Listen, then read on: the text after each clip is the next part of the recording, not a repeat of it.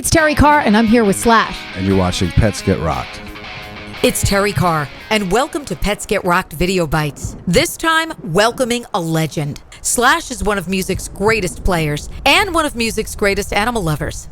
Slash sits on the board of the Greater Los Angeles Zoo Association and is involved with the group IFAW, the International Fund for Animal Welfare. Slash and IFAW are raising awareness about the horrific ivory trade and the slaughter of our precious elephants. In fact, his song Beneath the Savage Sun tackles the underlying problem of the ivory trade, inspired by Slash's trip to South Africa. Pets Get Rocked is honored to welcome animal lover, conservationist, and musical icon, the one and only Slash. So I'm hanging out on Pets Get Rocked with my favorite icon, the one and only Slash. Oh, icon. A man who has done and been involved in so many amazing animal causes. That's why I'm excited to have you here. I know that you've been involved with the Greater Los Angeles Zoo Association. Tell me a little bit about your involvement with the zoo, and why did you feel it was so important to be involved with, with this great place? Well, I grew up at the LA Zoo. So I've been there ever since I first moved to LA, and I used to spend entire weekends there. And I just loved animals and stuff. And my grandmother would actually just drop me off and leave me there all day and pick me up at night. Really? Is that true? Yeah. So I had a friend who was on the board of directors over there, and she knew what a big animal fan I was, and also a supporter of the LA Zoo. And she asked if I'd be interested in being involved with what's going on over there.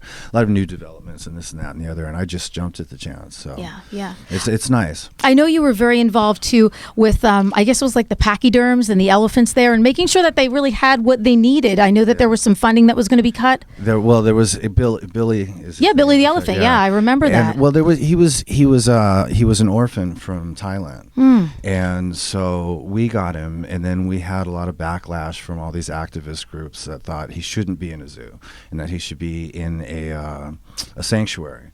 Which I understand the thought process on that, but he was basically a young adult, had a lot of life in front of him, and we had a huge facility being built at the zoo for him, and they were just trying to give us a hard time, and we ended up going to the city and this whole rigmarole, and we ended up winning, and he's got a really amazing. Well, that's the point I wanted to make. You make sure that these animals have what they need, and it's really about conservation. It is. It's about people knowing about that these animals are there. We may lose some of them, unfortunately.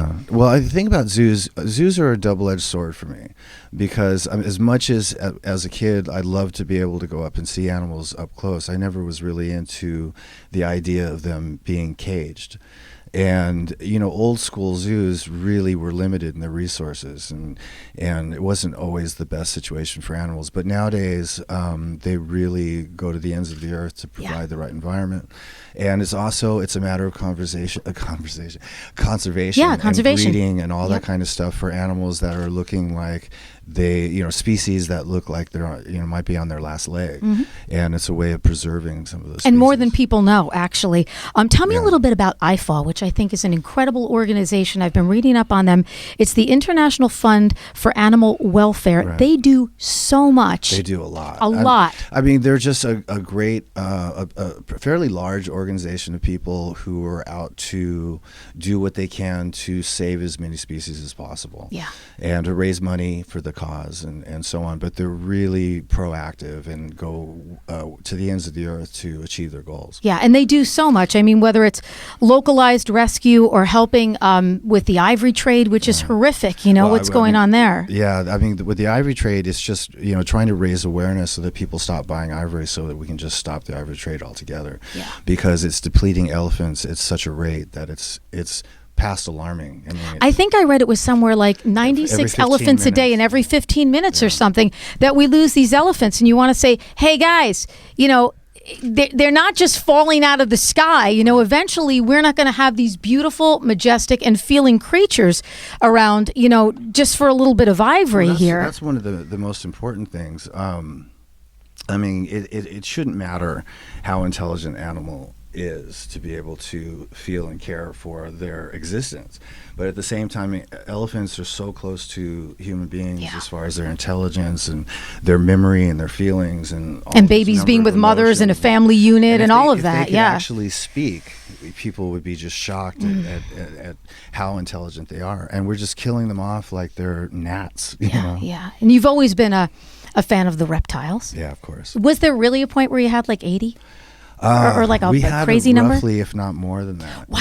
Because I used to take in, I was like a halfway house for a way station. Right. For reptiles, you know, mostly snakes, but also lizards. And a lot of people had things that they couldn't handle. And so I would take them in, and it just became this huge menagerie of reptiles in my house. And most of them were really, really big pythons. Yeah, I can imagine. Kinds of boas and stuff.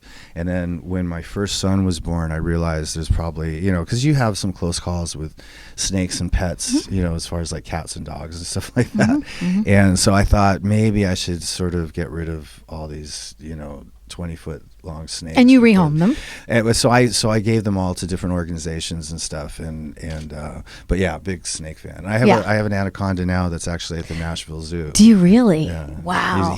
Well, the thing is I'm always on the road, and there's nobody in my house prepared to take care of him. Yeah, an anaconda, I would imagine, probably a little more high maintenance. But he's got an amazing. I'm really jealous. He's got a way better home at the zoo than I could get. Yeah, that's fantastic. And you have kids, so obviously teaching them about the world that we live in and conservation and animals that need to be here for our future is an important thing for you as a dad. Yeah, definitely. I mean, it's great to be able to have an audience that's captive. Yeah, absolutely. This is how it is. You know? Right, and this is what Dad says. Slash, thank you so very much for joining me on Pets Get Rocked. It's so awesome to have you. You're such a great guy and doing such great things with your life and your celebrity, and I thank you so much. Oh, thanks. Cheers.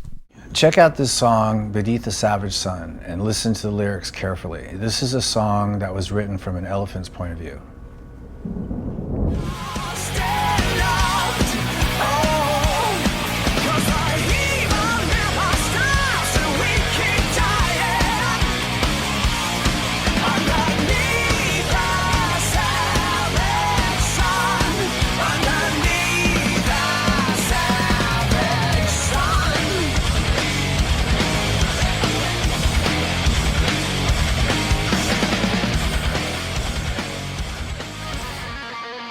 What can you do to help elephants?